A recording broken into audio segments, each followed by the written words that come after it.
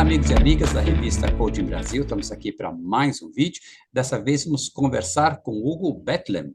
E ele participou do nosso dossiê número 121, com o nosso tema falando sobre capitalismo consciente, e ele escreveu um artigo que se chama Uma Jornada que Nunca Termina. Hugo, seja muito bem-vindo, Hugo.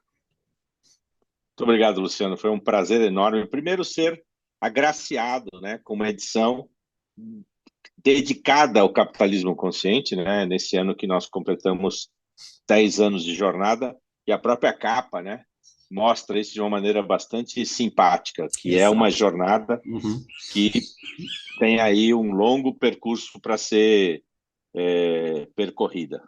Certeza. Bom, Hugo, é sua primeira vez aqui, então nós temos um ritual quando a gente conversa com os nossos autores, que é fazer uma primeira pergunta, e essa primeira pergunta é fundamental, mas eu já te adianto, é uma pergunta muito simples e fácil, então a resposta creio que também será muito simples e fácil. Tá pronto? Manda, vamos ver. Hugo, quem é você? Eu sou pai de 4 jovens, né? 3 filhos meninos, Hugo, Guilherme e Frederico, do meu casamento longevo com a Laura, e tinha uma filha de uma produção independente, Isabel, já casada, que já me deu 2 netos. Então, nesse processo, eu tenho que tenho que aprender sempre a fazer.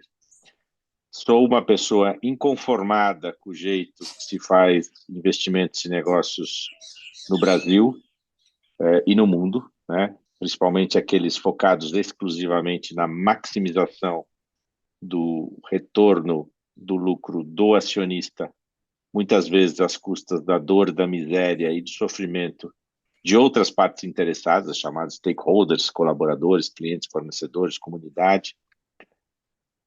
Adoro a vida, adoro esportes, tenho feito uma descoberta recente, né, que é um pickleball, que é muito interessante, e a gente está se divertindo muito com isso, mas uma coisa eu sei, que um dia eu vou morrer, e espero que na nossa vida de 100 anos ainda faltam pelo menos 35, e que até lá eu vou ter uma coisa nova para aprender todo dia.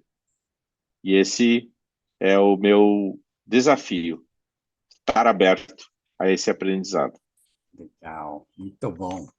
Meu caro, no seu artigo, permita-me ler aqui um pequeno parágrafo que você diz assim: capitalismo consciente acredita que um negócio é bom quando cria valor ético, quando é baseado em trocas voluntárias, nobre quando eleva a vida e dignidade das pessoas, e heróico quando tira as pessoas da pobreza, gerando inclusão social, dando uma razão de existir para todos que interagem com a empresa.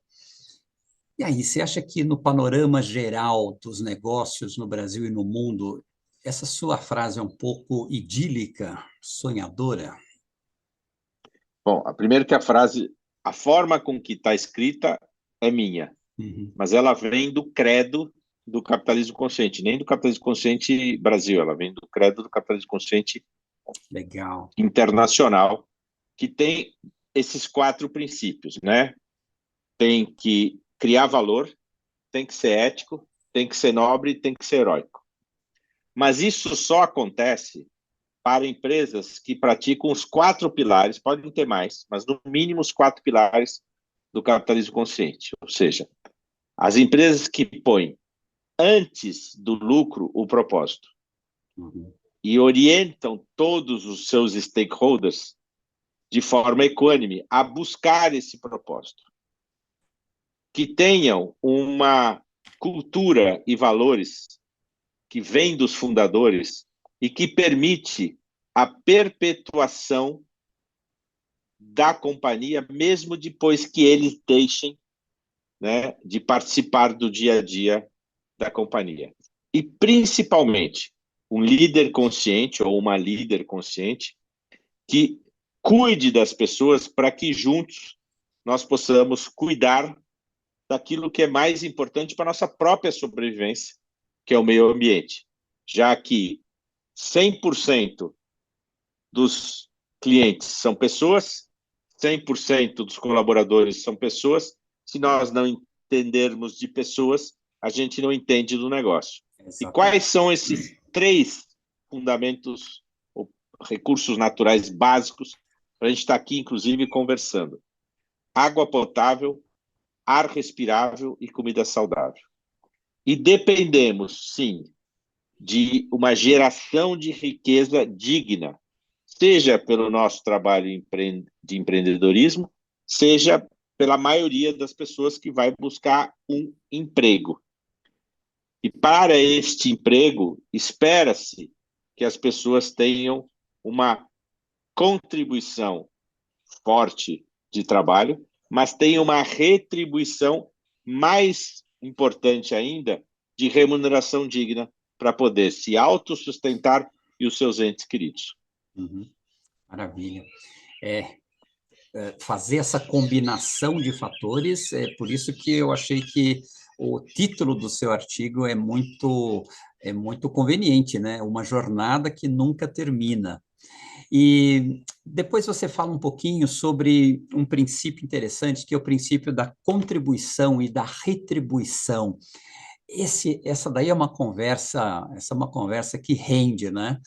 Porque a retribuição é muito desigual em relação à contribuição, dependendo de que lado do balanço que você está, né? Exato. Existe um princípio fundamental da contribuição-retribuição. Sempre que você contribui para a criação de valor de algum negócio, você é elegível a capturar parte desse valor criado para você mesmo, de forma a continuar contribuindo a criar valor. Senão o ciclo não se fecha. A questão básica é: as empresas que valorizam uma gestão ética, humana e sustentável entendem que essa contribuição que esperam de cada um dos colaboradores seja verdadeira, da mesma maneira que cada um desses colaboradores espera que a retribuição financeira destas empresas seja justa. Né?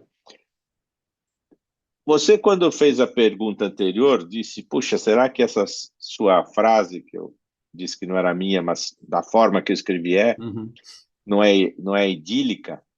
Né? Eu diria que, se nós analisarmos quantas empresas existem no mundo, em comparação a quantas empresas efetivamente já praticam o capitalismo consciente, nós vamos chegar a um número ridículo, para não dizer ínfimo. Tá? Então, por isso que é uma jornada que nunca termina. E essa jornada, ela não tem um Big Bang. Ela não é uma: puxa, acordei hoje, vou transformar toda a minha empresa. Não, é um despertar da consciência da liderança. A empresa é um ente.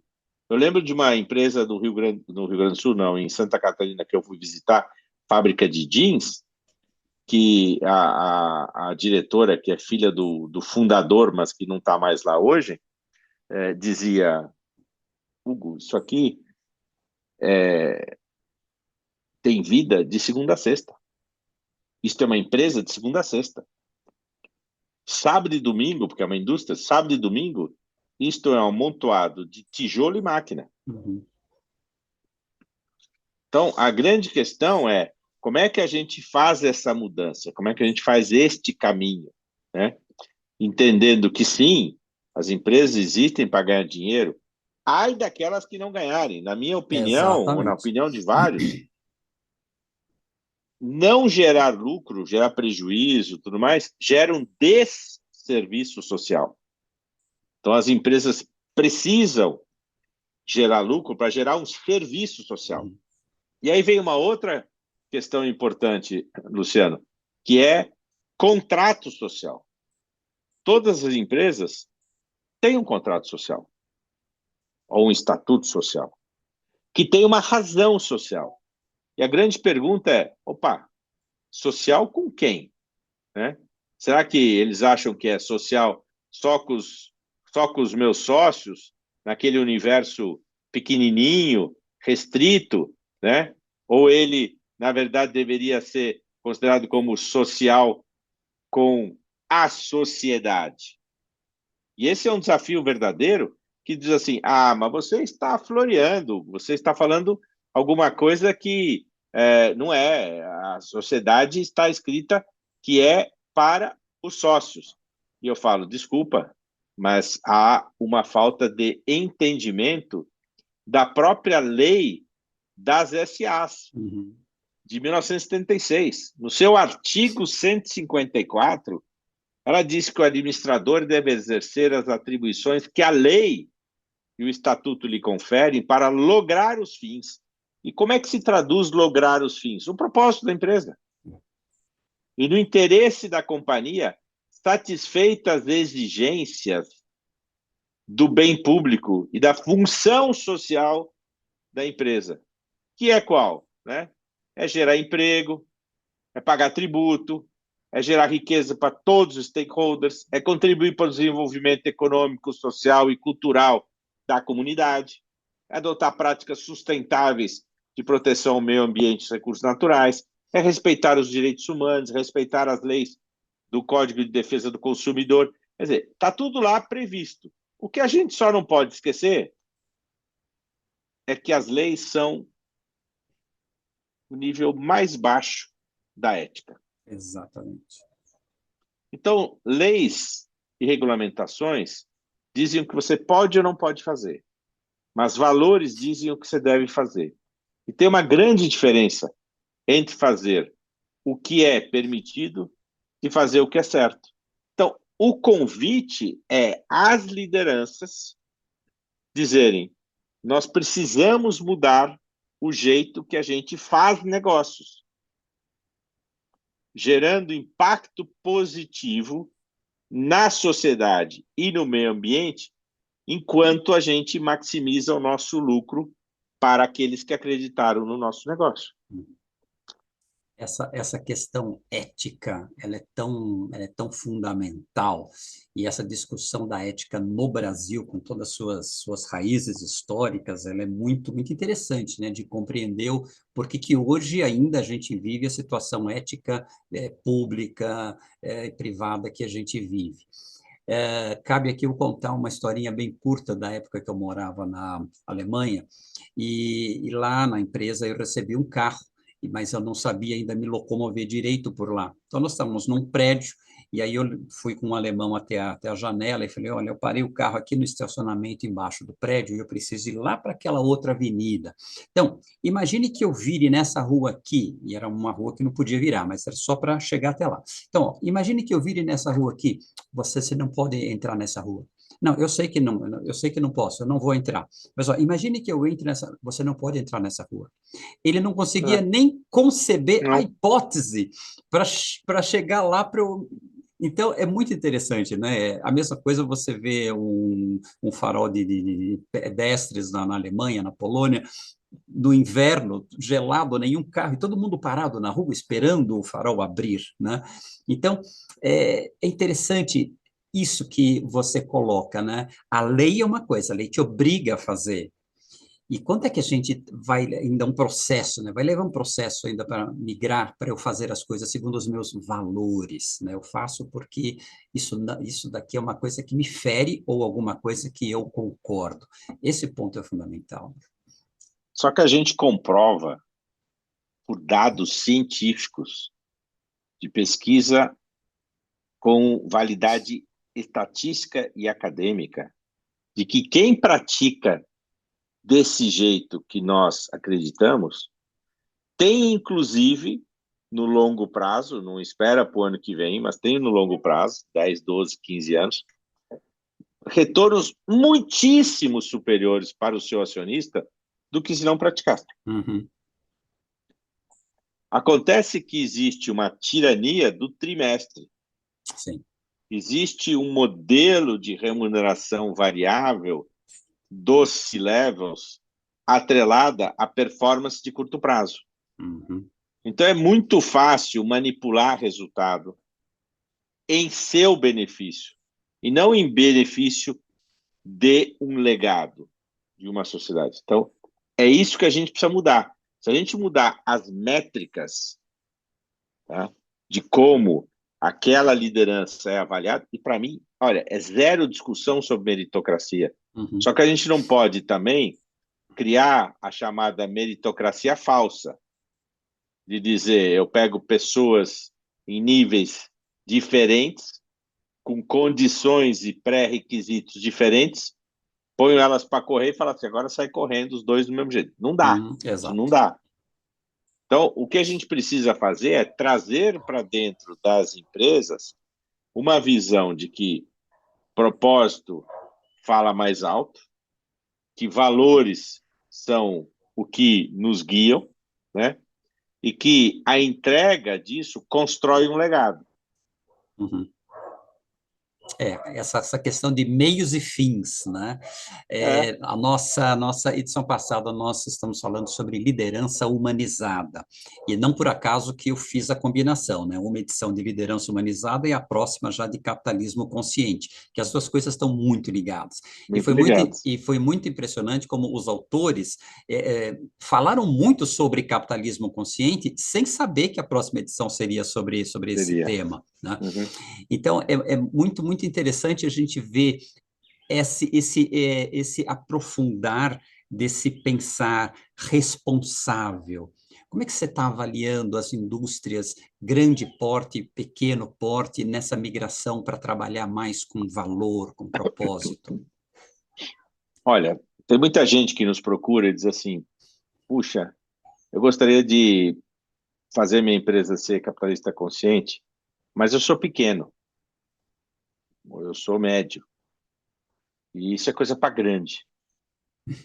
E o que a gente tenta mostrar é que é exatamente o inverso. É muito mais fácil você mudar uma empresa pequena do que uma grande.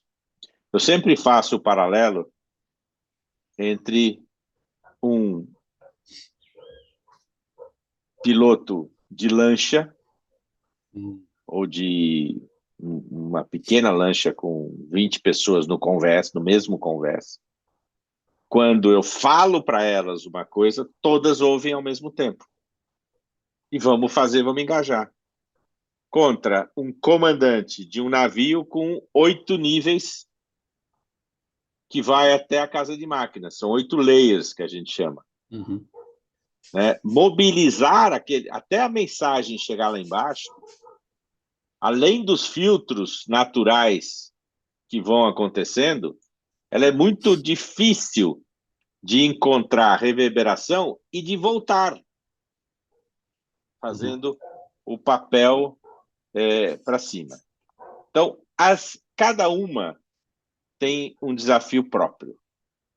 As grandes têm um desafio gigante de manter e de levar uma modificação, tá, da cultura para todos.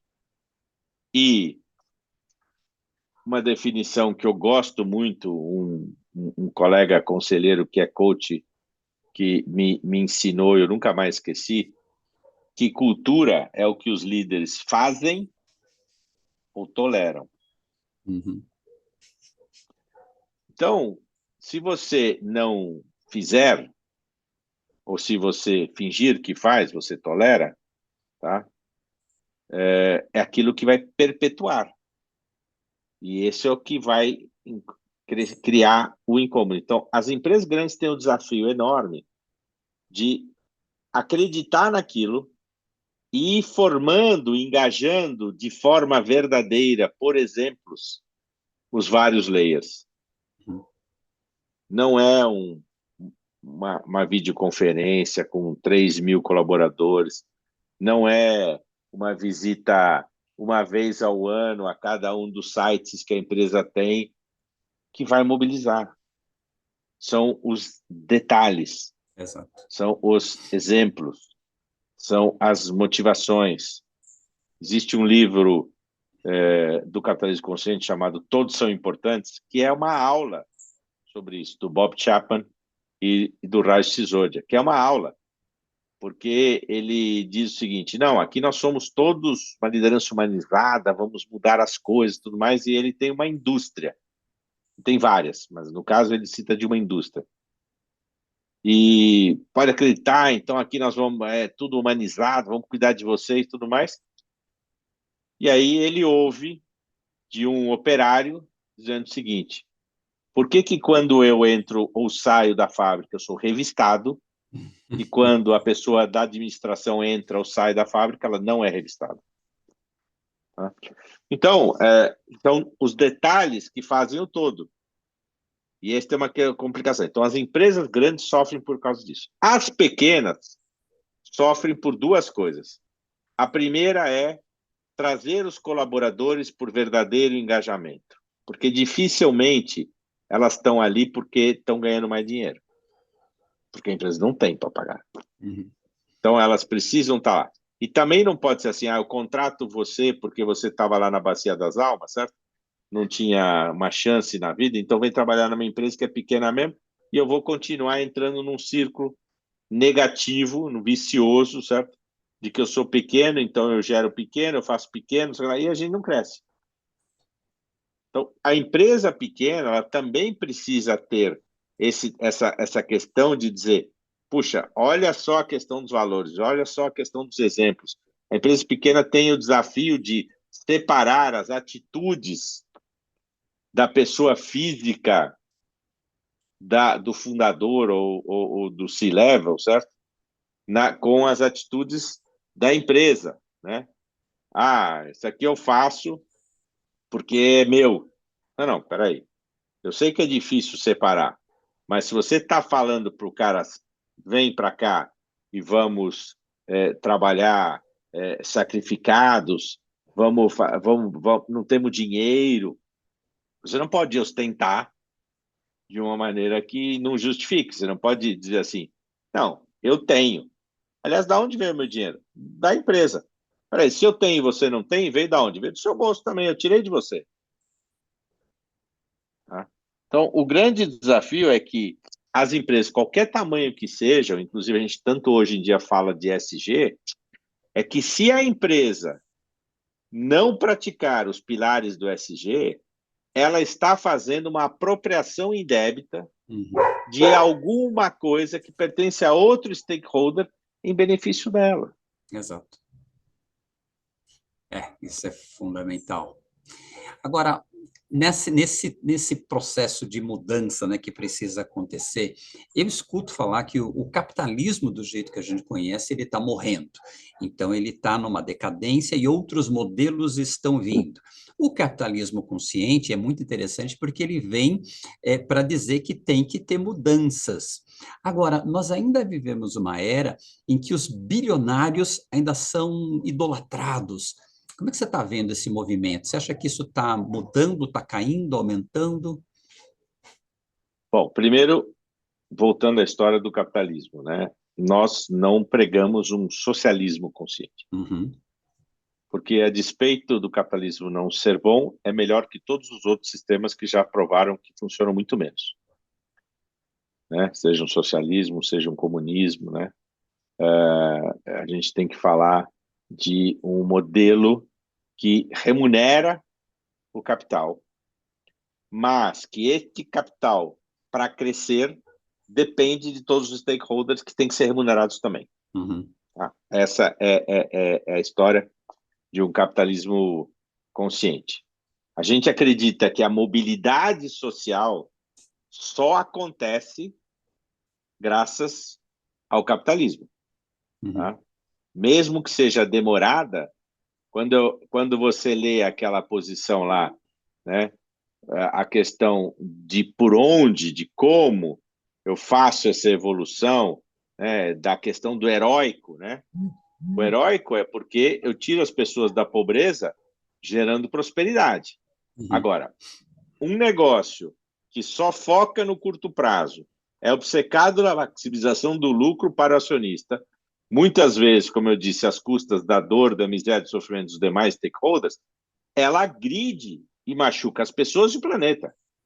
E ela chega a ser uma ameaça à beira de destruir o meio ambiente e desestabilizar a nossa sociedade, psicologicamente, emocionalmente, socialmente, ecologicamente.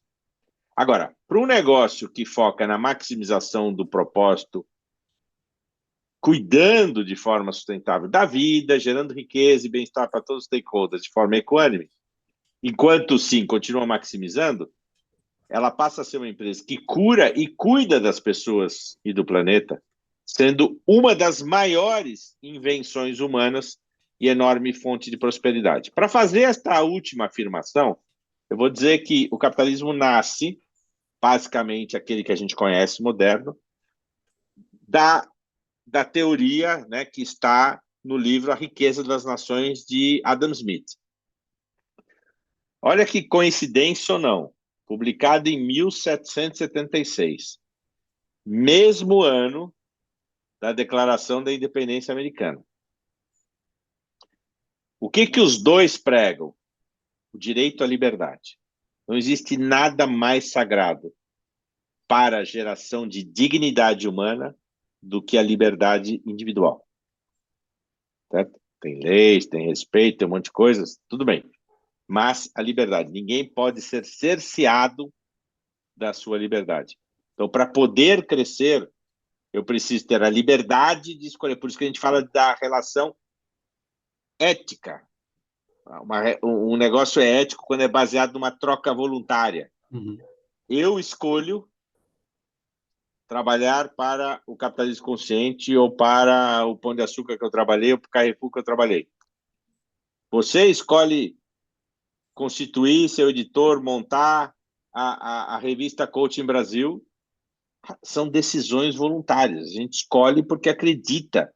Tá falando, ninguém te obrigou a fazer isso. E a hora que não der mais, seja por causa de grana, seja por causa de propósito, seja qualquer coisa, a gente vai embora. Então, esta relação é a relação mais importante que a gente tem no processo. Então, quando Adam Smith escreve, nós estamos falando de 1776, basicamente 1800. Em 1800, estima-se que a população mundial era de 1 bilhão de pessoas. Deste 1 bilhão de pessoas, 90% viviam na miséria. Miséria é abaixo da linha da pobreza. Significa que nós tínhamos 900 milhões de pessoas vivendo na miséria. Hoje, com 8 bilhões, nós temos 10%. 800 milhões. Em números absolutos, ainda é menos do que há 240 anos atrás. Significa que o capitalismo trouxe uma série de vantagens, trouxe uma série de possibilidades das pessoas saírem da sua pobreza e saírem de uma situação de desencanto e poderem gerar riqueza. De qualquer maneira, o capitalismo suporta dentro, obviamente, né, das linhas legais. Aí sim vamos falar de questões legais. Então, é indiscutível que o capitalismo trouxe inúmeros benefícios para a sociedade quando eu estou olhando os stakeholders, quando eu estou olhando o propósito e tudo mais. E aí nós temos as distorções. São aquelas que vão para o acúmulo, vão para a maximização, vamos para... Veja, por que os ODS existem, Luciano? Por que os ODS em 2015 foram criados? Eles foram criados porque as nossas ações, nossas atitudes do passado, né, focadas no paradigma escassez e egocentrismo, para um crescimento quanto mais escasso, mais eu posso cobrar. Água de R$ 93 no desmoronamento da Baleia, certo? Do Una, tá? Quer dizer, como é possível um negócio desse? E aí, por que eu cobrei? Porque era escasso. E o que me fez fazer isso? O meu egocentrismo. Então, a soma dos dois faz com que, de um lado, a desigualdade continue aumentando. No caso dos bilionários que você cita, apenas em 2020, durante a pandemia, o ganho recuperado deles, eles perderam dinheiro também durante a pandemia, mas recuperaram em apenas 9 meses. Tem gente que vai levar 9 anos para recuperar o que perdeu, ou mais, ou não vai recuperar nunca. Apenas o que eles recuperaram, os ganhos dos 10, só 10 maiores bilionários do mundo, seria suficiente para acabar com a miséria extrema dos 800 milhões do mundo e vacinar a população mundial de graça. Por que não fazem? Tá? Boa Então, pergunta. os desafios estão aí. Né? A gente estima que tem muitas. A questão é aonde eu ponho o dinheiro? Quem gerencia os recursos? Onde aplicamos estes recursos? Né? Nós, brasileiros, batemos o recorde histórico do país em arrecadações solidárias durante a pandemia. No ano seguinte, minguaram. Só que a gente esquece que as pessoas têm que comer todo dia. Não é só comer na pandemia, tem que comer todo dia. Tem que vestir todo dia. Né? Tem que ter dignidade todo dia. Então, as questões são essas. Vamos falar de assistencialismo? Não. Mas é necessário que, em um certo momento, onde é uma fragilidade brutal, eu fale de assistencialismo. E aí eu dê oportunidades de verdade. Sim. E essas oportunidades, quando eu falo que são de verdade, tem que ser de verdade mesmo. Não pode dizer assim, eu vou fazer um programa exclusivo para negros, mas vou exigir deles um currículo que, cara, não vai ter para ninguém. E não é isso não é igualdade. Exato. Isso não é oportunidade. Tá? Então, nós temos que desafiar esses processos. E esses processos não são fáceis de desafiar. Por quê? Porque a pressão pelo resultado, a pressão pelo meu bônus, continuam todo dia bufando, certo? Fungando no cangote do CEO. Legal. Hugo, para a gente ir para o final do nosso papo, em uma parte do seu artigo você fala sobre como é que as empresas fazem para abraçar a gestão mais humana, mais ética e sustentável. E aí você diz que tem três caminhos, né? O primeiro seria por convicção, o segundo por compliance e o terceiro por constrangimento. Achei muito interessante isso. Veja, é óbvio que a gente adoraria que todo mundo mudasse de atitude do inconsciente para o consciente por convicção. Seria maravilhoso. E eu até cito que, por convicção, você é protagonista, você pode dar palestra, falar, mostrar seu case, vai virar case em Harvard, Stanford, na GV, é super legal. Você vai fazer seu negócio vai fazer isso muito mais barato, porque você está saindo na frente, tá? E vai impactar muita gente muito antes do tempo. Mas as coisas não acontecem como a gente gostaria. Então, tem alguns que já tiveram essa visão e estão fazendo. O outro é o seguinte, a lei está chegando. Vai chegar. Vai fungar no seu cangote. Vai te complicar a vida, que é o compliance. Você vai ter que atender esse compliance. Você já perdeu o seu protagonismo. Você virou passageiro do seu destino e não mais motorista dele. Mas, como a lei está chegando, se você se adaptar rapidamente, ainda vai ser relativamente barato. E o terceiro é o seguinte, você já perdeu o bonde. Perdeu o bonde. Tá? Já perdeu o bonde. A sua empresa já está na míngua. Você vai ter que fazer por constrangimento, porque todo mundo já fez, mas faça. Faça antes que você seja irrelevante e desapareça. Então, para mim, não importa muito como as pessoas ou as lideranças mudam, desde que mudem. E desde que essa mudança seja sincera e sustentável. Maravilha. Show. Hugo, para a gente finalizar, que conselho, que dica você daria para quem está nos ouvindo aqui, seja ele um líder, seja ele um empresário? Olha, eu daria 5 passos simples. O primeiro é ter humildade. E humildade, que é uma prática muito difícil nas empresas, ela começa com uma autoavaliação de dizer: eu não sei como fazer, me ajudem. O segundo é ter arrojo. Depois que alguém me ajudou, e agora eu já sei como fazer, eu saio da intenção para a ação. E ponho em prática isso.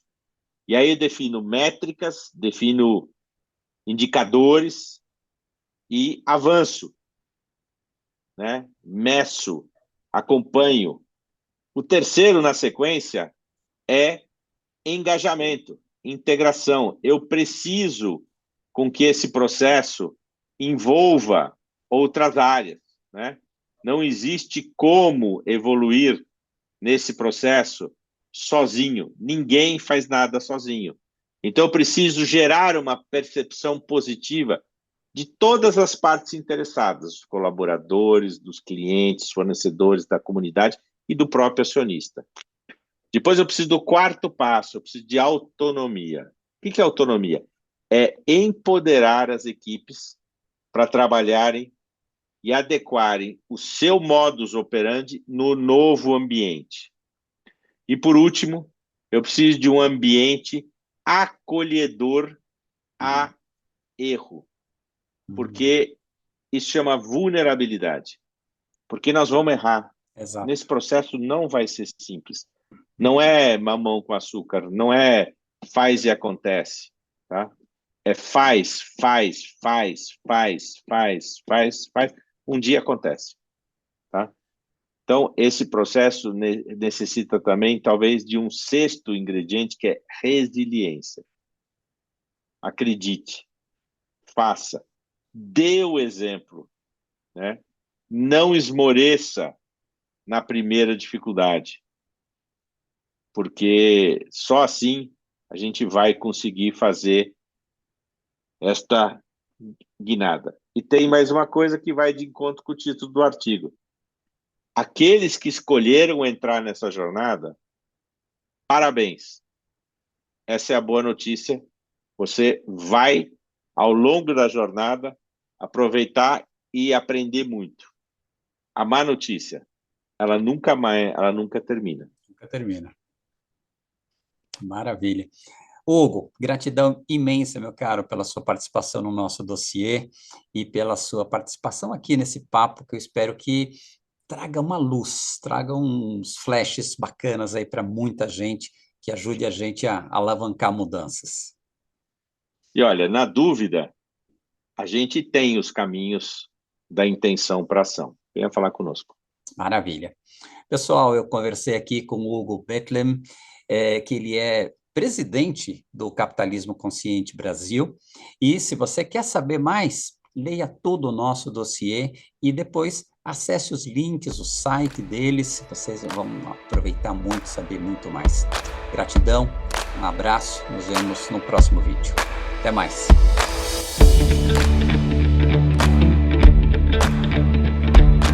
E aí, gostou desse vídeo?